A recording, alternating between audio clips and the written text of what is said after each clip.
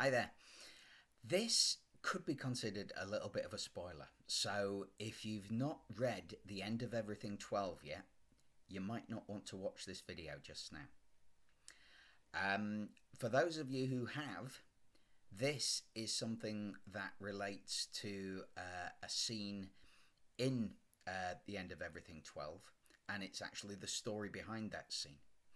I've mentioned before that there are a lot of little things in the books that I actually pluck from real life, things that have happened to me or things that I've seen happen.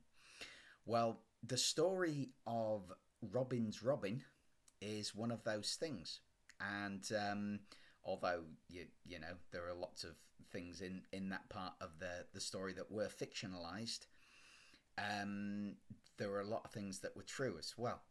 It happened it'll be about 10 years ago, and Tina came into me. She said, "We've had a robin fly into the house," and it was distressed, and it got caught up in some net curtains in the utility room. So I went in and I peeled back the curtains, and it started flying. And I thought it was going to fly straight over my shoulder, but instead it actually flew straight onto my shoulder. And I thought, right, the poor thing's obviously panicked. It's got to like the nearest perch it can, and it's going to fly off any second once it's gathered itself.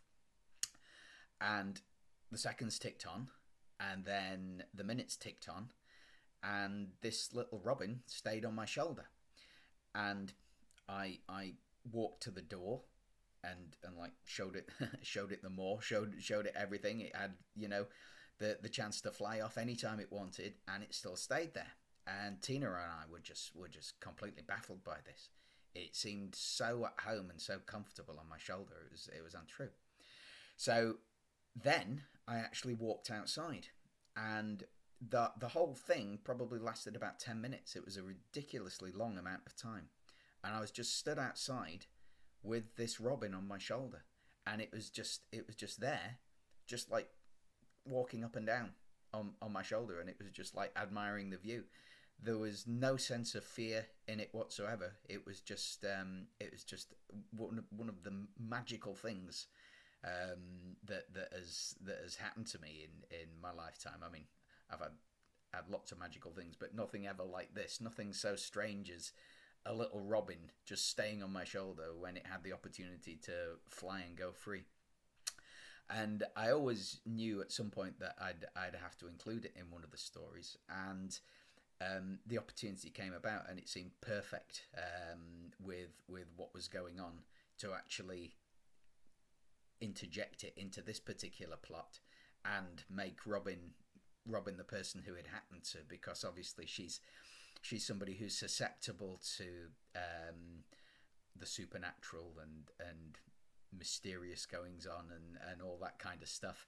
And she's somebody who could make more of this than it actually was. And I mean, to me, it was just a wonderful few minutes of a bird obviously feeling completely at home with me, and it probably realized it was in no danger whatsoever. It could probably sense, what I'm like and how I wouldn't ever harm an animal and all that kind of thing. And so it felt comfortable staying on my shoulder.